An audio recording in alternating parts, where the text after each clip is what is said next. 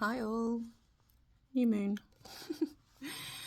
Welcome to your new moon solar eclipse horoscopes for the new moon in Aries on Thursday the 20th of April in the UK.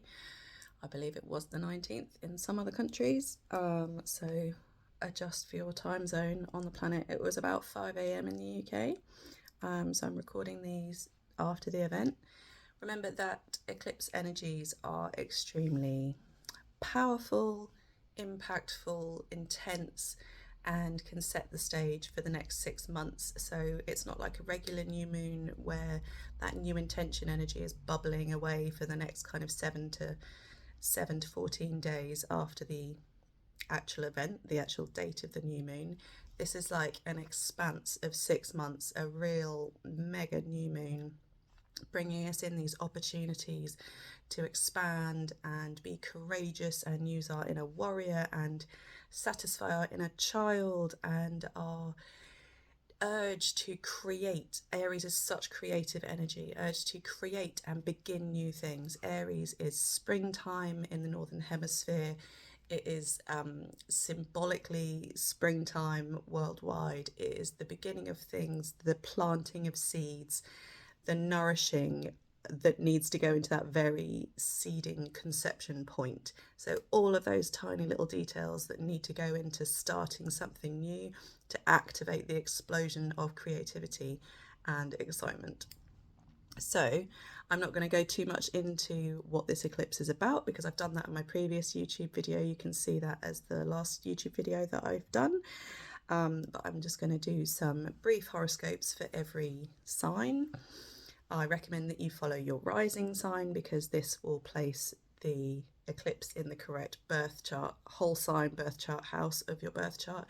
You can follow your sun sign or your moon sign as well because they may resonate in a slightly different way and still hold some relevance, but these are most appropriate for your rising sign in terms of where this eclipse is showing up in your life, which life area it is activating. So let's begin with Aries rising. So for you guys, this will be happening in your first house of vitality, body, psychology, the way that you think about the world, the way that you approach life, the way that you interact with other people, the way that you meet life head on. Aries is very much symbolic of the head body part. This is like a rebirth. Considering that the previous eclipses have been in your, the Scorpio Taurus axis, what am I trying to say? Aries rising, Taurus in the second house. Yeah, so the previous eclipses have been in your second houses and 8th house. And so the shifts of eclipses this year will be moving into your 1st and 7th houses. So you're going from self-worth, value, finances in the 2nd house, and other people's finances, other people's esteem, and the way that you are kind of valued by other people is very much an 8th house thing.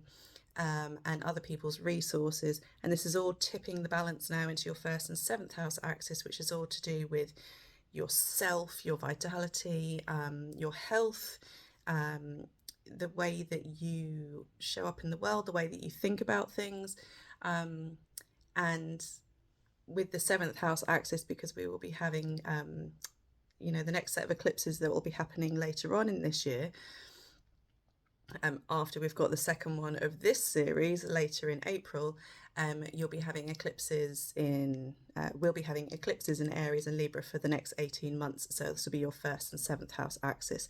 So self, vitality, health, the body, and other relationships, committed partnerships, one-to-one interactions with other people. So that is Aries rising. Taurus rising, I've made this really complicated for myself because I was just going to talk about where this new moon is showing up, and now I've started adding in the previous eclipses, so I'll try and do it for every sign, but bear with me because I wasn't planning on doing that, and it's just come out. I can't keep up with my own Mercury retrograde experience. So Mercury is also going retrograde. It's today or tomorrow. So we've got that going on as well, kind of mixed in with this eclipse energy. So there's quite a lot of energy going on.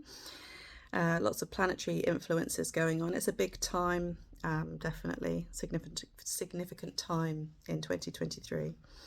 Taurus rising, this eclipse will be taking place in your 12th house. The 12th house is a place of isolation. I always think of a big sign like limited access, thinking of places like institutions where people go to be looked after, are needed to be kept safe. So maybe like a psychological institution, hospitals. It can be a whole variety of places. Schools can be institutions as well, but this is institutions where people are kind of kept separate from the world at large. And therefore the 12th house often has this kind of connection to illnesses, or isolation. So sometimes if you're a Taurus rising, you might find that you're just having to take a little bit more notice of your health at this time, and you that's what I want to say. And this will be you've been having eclipses in your first house and seventh house for the last 18 months. So it has been about the self and the other. And now we're tipping over from you having kind of traverses the whole energy of rebirth and energy into the 12th and 6th house axis, which is to do with isolation, confinement, dreams, psychic connections, our own personal blind spot, something that we can't quite see, which is part of our psychology and our lives. Connected to the 6th house, which is all to do with daily routines and very much health in terms of the things that we do every day to keep healthy, or that we don't do to keep healthy, and or the things that keep us unhealthy, should I say, and the ways that they've been impacting our daily lives. So we've got eclipses moving from the 1st and the 7th into the 12th and the 6th, so moving into the health axis, and the kind of the things that we have to do on a daily basis with that 6th house, Libra for you guys, and the kind of humdrum and the boring. If you live with a long-term medical condition, it's like planning out the pills that you need to take every day, or planning out your daily yoga practice or your daily tinctures, and the things that you have to do every day just to kind of stay on a par, as opposed to just doing something for the fun of it, which would be much more like a kind of 5th house energy. So things that we have to do that don't necessarily hold much joy for us, they're just kind of part of the daily grind. So this eclipse in your 12th house is activating your psychic awareness. I often connect the 12th house to writing, but this is in terms of things that just come to us intuitively. So it can be with Aries in the 12th house, that's quite creative energy. So this could be starting new creative projects, but creative projects that involve just you in solitude, creating and kind of bringing something to life kind of quietly in the background. This isn't out there in the public. This is very much you alone, and being kind of self-contained at this time.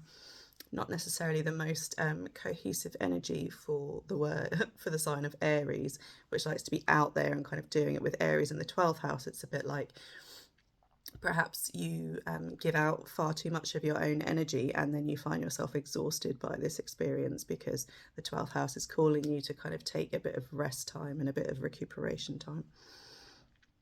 Gemini risings, this eclipse will be happening in your 11th house of friends, groups, personal cheerleaders. The 11th house is known as the joy of Jupiter in ancient astrology. So this can bring about some exciting new fated opportunities, meeting new groups of people, new friends, starting new projects. I can imagine, like a painting group or a writing group meeting at a local kind of public space, like in a local library. Where I live, we've got a local library cafe. Excuse me. I'm still getting rid of this illness. Yeah, and we get lots of like writers meeting up on a monthly basis and having a cup of coffee in this very kind of like buzzy atmosphere where there's lots of local people, and they sit around in groups and they talk about different ways of writing and communicating and like bouncing ideas off of each other. This is a really exciting time to start any new group activities. Um, And so later on this year, when the eclipses finally move into Aries and Libra for the next 18 months, you are going to have the, let's get this right, the 11th and the 5th house, 12th and 6th, 11th and 5th, yes, sorry, I should have more visuals around me. The 11th and 5th house being activated, so groups and yeah, group activities and being kind of out there and opportunities, and good luck and opportunity. How many times can I say opportunity? And then the opposite end of that is family, children, creativity, romance, the things we do just for fun. So that axis will be activated for you, and the previous eclipses will have been in your 12th and 6th. Oh my God. Wow, this is really like astrologers out there, please comment on this video if you find this, like if you don't have a chart in front of you, trying to like work out the way that the horoscopes are moving around the birth chart is quite complicated without a visual to remind you. I have a list, but it's like this. It's just a written linear list. It's not looking like a birth chart. Right, so where did we get to?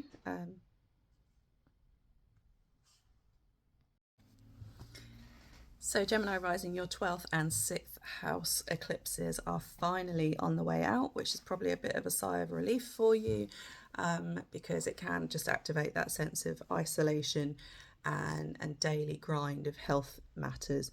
And so I definitely know a lot of Gemini risings in my own life who have had just health niggles for the last 18 months. And hopefully now those health niggles can move on into, yeah, you can move away from those things, and it should feel slightly refreshing and a bit more of a fun time for you in the next 18 months. Cancer rising, this eclipse will be taking place in your 10th house of publicity and status and career. This is a very visual place to be, having gone from previous eclipses in Taurus and Scorpio in your 11th, what have I just said, 11th and 5th houses. So groups, you know, finding your personal, a sense of kind of self-esteem through groups, and your self-worth through groups, and sharing like collectively with masses, with the masses in the 11th house, and the 5th house of children, and that kind of serious grind serious grind of children. I'm getting my own allowing my own personal information to come in here, but yeah, the 5th house very much about children, fun, and sometimes eclipses can bring about some of those more fated experiences, so they can be a bit kind of grindy in that sense that it's like working through your 5th and 11th houses, and kind of bringing about those, you know, because eclipses can be linked, especially in Taurus and Scorpio, because they've been within, you know, the North Node and the South Node. We've got Uranus in Taurus at the moment, so it's just this very kind of like transformational time of, you know, deep unearthing and kind of reworking. And then we'll have the Aries and Libra eclipses in 10th and 4th house. So this is public, this is career based, this is very much like here I am in the world, and being brave, and that warrior energy kind of shining light, shining out from your 10th house, the top of the birth chart, very noticeable place. And then your 4th house of foam, home, ancestors, family, and yeah, you know, property. This can be renovation work at home, this can be buying a property, selling a property, you know, issues to deal with parents and grandparents coming up as well. So that's where the eclipses will be in the next 18 months. Leo rising, this eclipse will be taking place in your 9th house of spirituality, higher education. This could be people going off to university and making plans kind of to their next stage of education. This is philosophy, spirituality, teachers. I like eclipses in the 9th house for chance meetings with teachers that aren't necessarily showing up, you know, in a traditional teacher sense. You know, they're not there wearing I don't know, a tweed jacket and a pocket watch. I'm trying to think of the most traditional teacher image that I've got in my head, the real like stereotype. Teachers don't, as you probably know, teachers don't always show up in that way. It can be children can be our teachers, you know, babies can be our teachers, nature can be our teachers, wildlife can be our teachers, humans can be our teachers, and it can be somebody just random in the street that makes you stop and think and question something differently. So 9th and 3rd house, so yeah, 9th house being spirituality, dreams, the joy of the sun also lives in the 9th house. And then 3rd house is our local environment, it's the joy of the moon. It's very much getting to grips with home life. This can also involve house moves. This is quite a big thing. I definitely moved house during a 3rd house profection year, which is just where the 3rd house is more activated, and the eclipse were also in my 9th and 3rd house. So yeah, moving house can definitely be a theme. Various forms of transport, by using your bicycle, rollerblading, as I was chatting to a friend on here the other day about just getting out into your local environment, your local neighborhood, and exploring. It can be driving a car. You know, if you're a pilot, maybe it's learning new routes in your plane.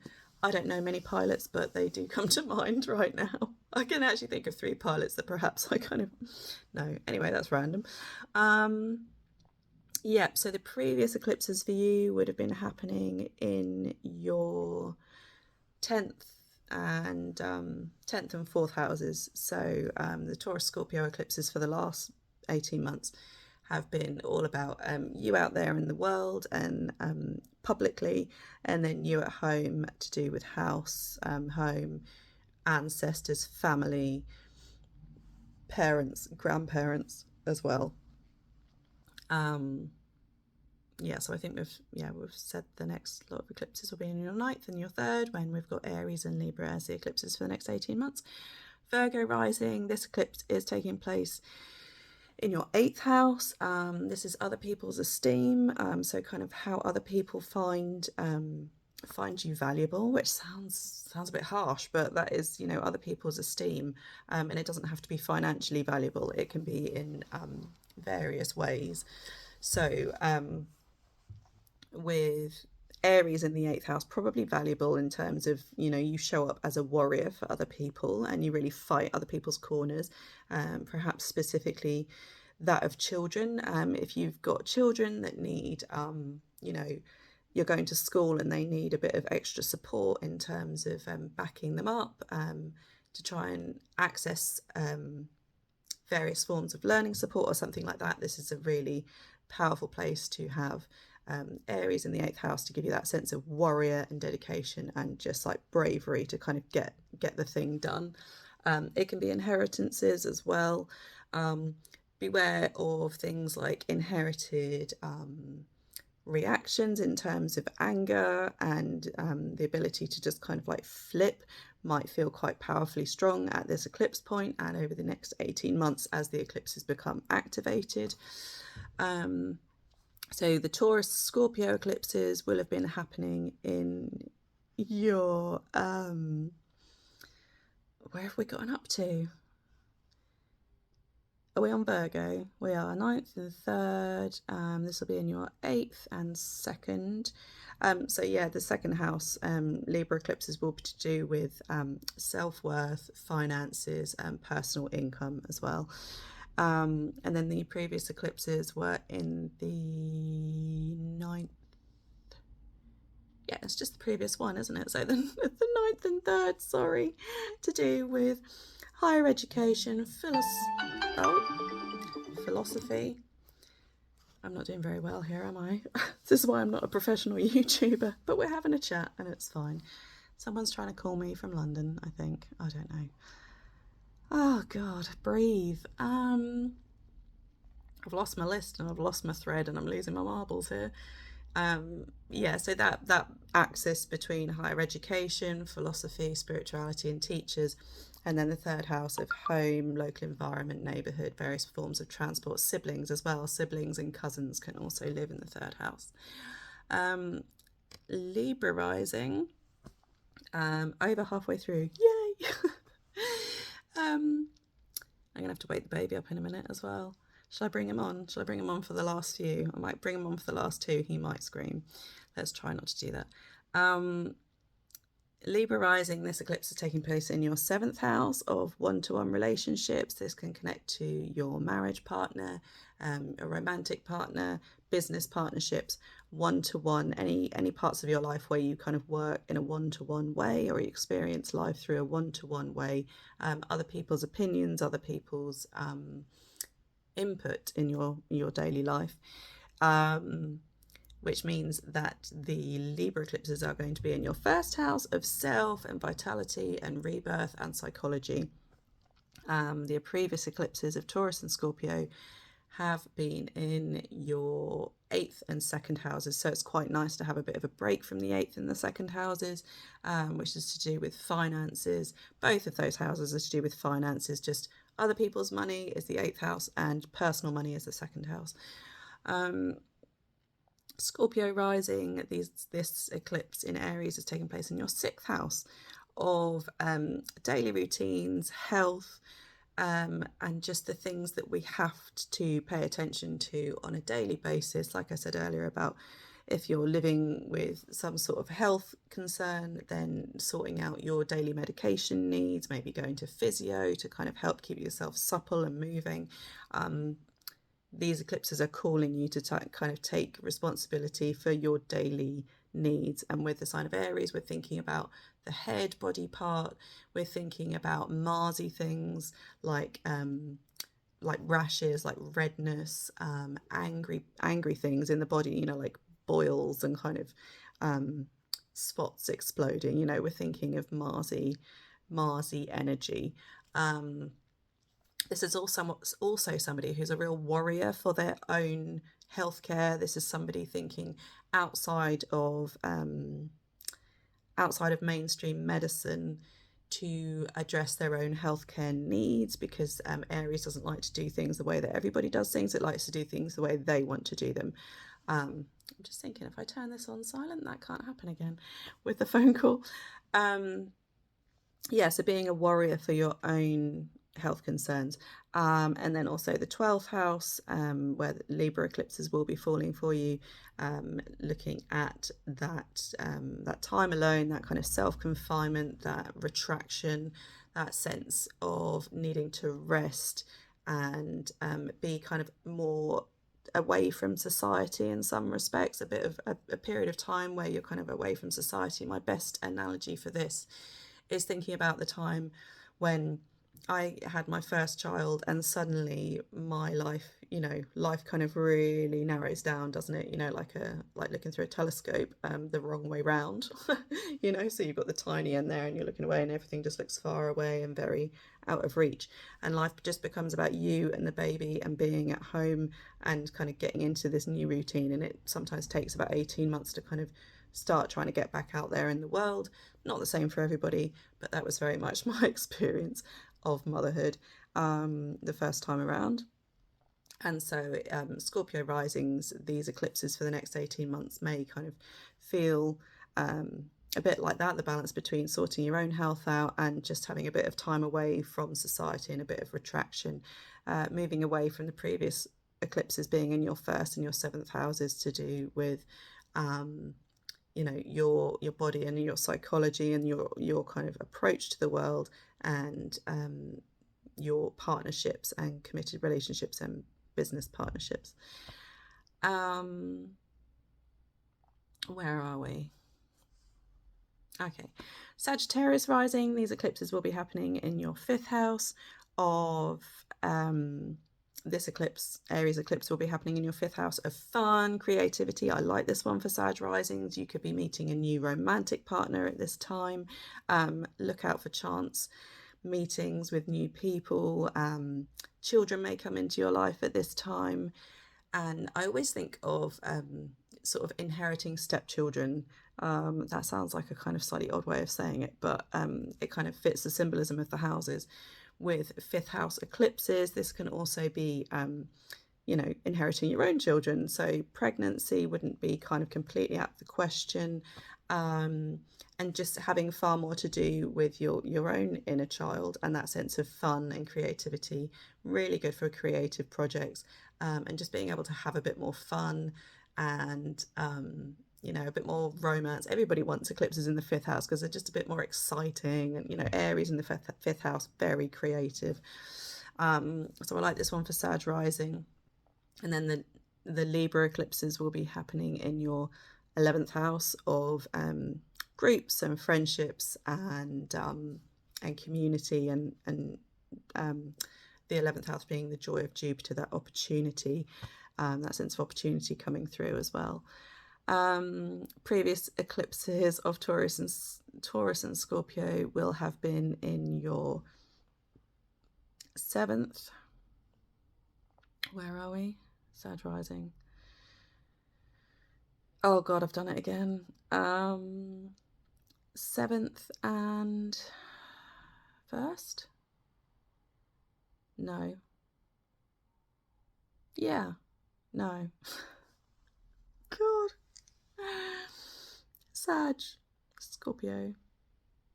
They're not next to each other. God, I've lost it. Hang on a second.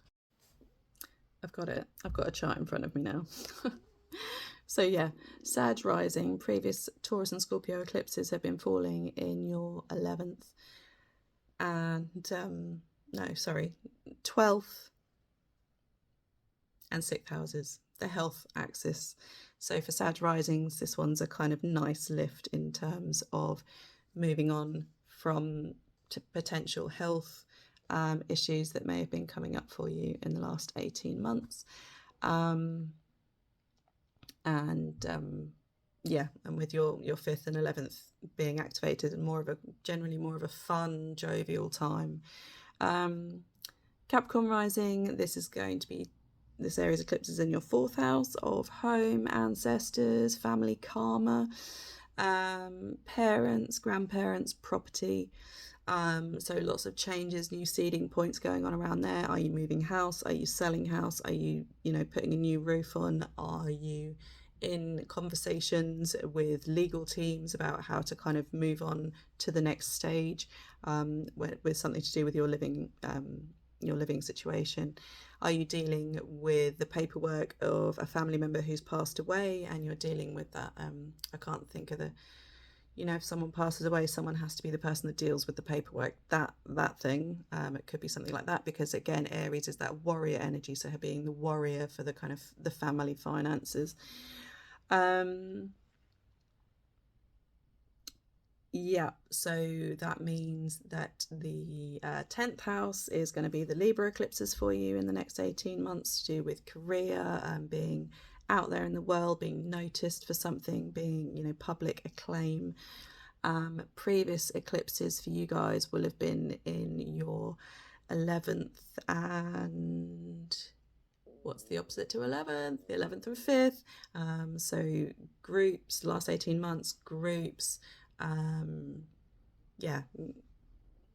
group activities, humanity, anything to do with opportunities coming along, and 5th house being all about fun and romance and children and creativity.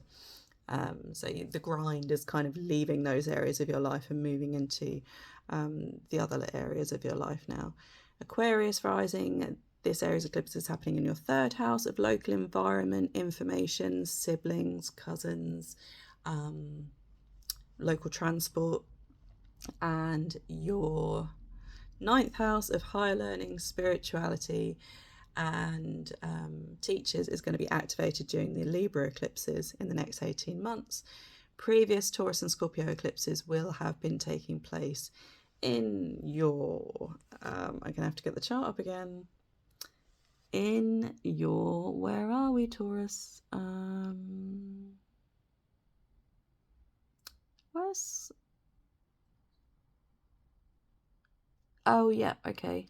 In your, no, we're Aquarius rising. Sorry about this. Oh my God, my brain. Aquarius rising, your previous Taurus Scorpio eclipses for the last 18 months have been in your 10th and your 4th house of public reputation and career and home life, ancestors and family karma. Okay, Pisces rising, last but not least. This Aries eclipse is taking place in your 2nd house of self-worth, value, finances, personal income streams. This is a work house. This is taking care of your material environment, your own personal material environment to support yourself.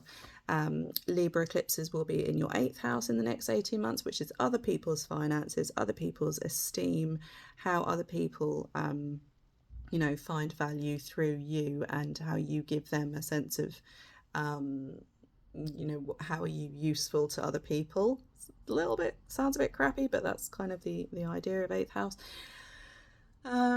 Let's see if I can work this one out. Was it 10th and 4th? So it should be 9th and 3rd. Is that right? Previous Scorpio Taurus eclipses were taking place in your 12, 11, 10, 9, 9th and 3rd, which is to do with higher education, spirituality, teachers, religion, philosophy.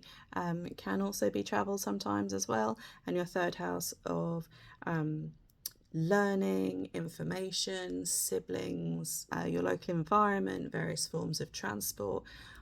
I find when the 3rd house is emphasised in a birth chart, that the local environment, there can be, if it's in a particular time period, so like, for the kind of that in the solar return that year it's emphasised, or in the perfection year it's emphasised, then you can come up against a lot of roadworks, literal roadworks in the street. There's just a lot going on in the local environment, a lot of information, and it's like you can be, I'm thinking eco warrior energy. You can be a real warrior for your local environment. Maybe perhaps you're part of the local kind of government scene and you're an activist for eco things, and clearing up the streets. You're out there with your litter picker and you're collecting things up, or you're out there campaigning about how to look after your local neighborhood, and thinking about the local environment. Don't know where that came from, but that just suddenly seemed to make sense in terms of the symbolism. So that's it. I hope you've enjoyed your Aries solar eclipse horoscopes. And you'll find me this weekend at the Festival of Wellness at St Andrew's Hall in Norwich, where I'll be doing mini astrology readings. So come on down and say hello. It's going to be a great event. More than 60 practitioners there doing various forms of spiritual well-being. There's food, snacks, drinks, readers, demonstrations, talks. It's going to be amazing, really exciting. So I hope to see some of you there as well, and I'll speak to you next time. Take care.